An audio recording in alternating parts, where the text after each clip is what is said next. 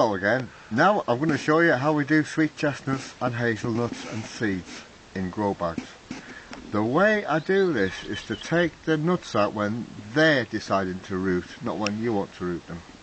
So I put loads of them, like a Christmas cake mixture, into soil, into compost, and now and again you'll get them, loads of them will start rooting like that.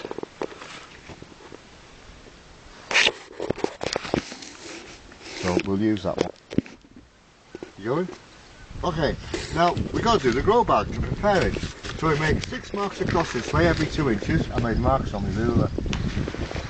Like that. Then we make, there's actually 10, you come to quite close to the end of the grow bag there, and the grow bag there, and it makes 10 marks every 2 inches.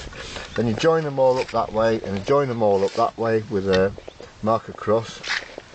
And you end up with 60 intersections where the lines are. And then what you do is on those intersections is you use a Stanley knife and just go into each one like that, into each one like that, and then you end up doing the 60 like that.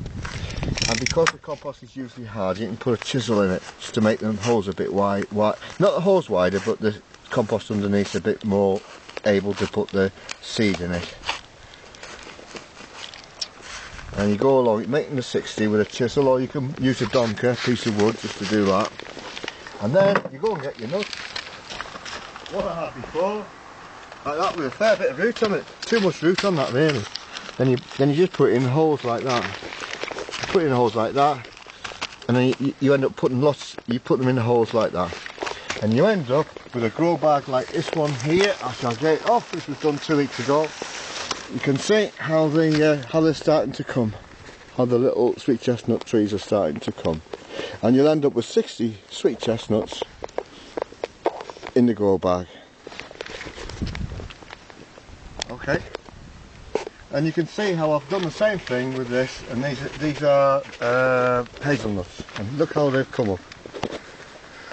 There's not quite 60 in here, but usually you end up with a whole 60 or 70 in the bag, and you've got a forest of trees in a space of about 10 inches by 30. And if you line them all up, you end up with 600, 700,000 trees in a very small space.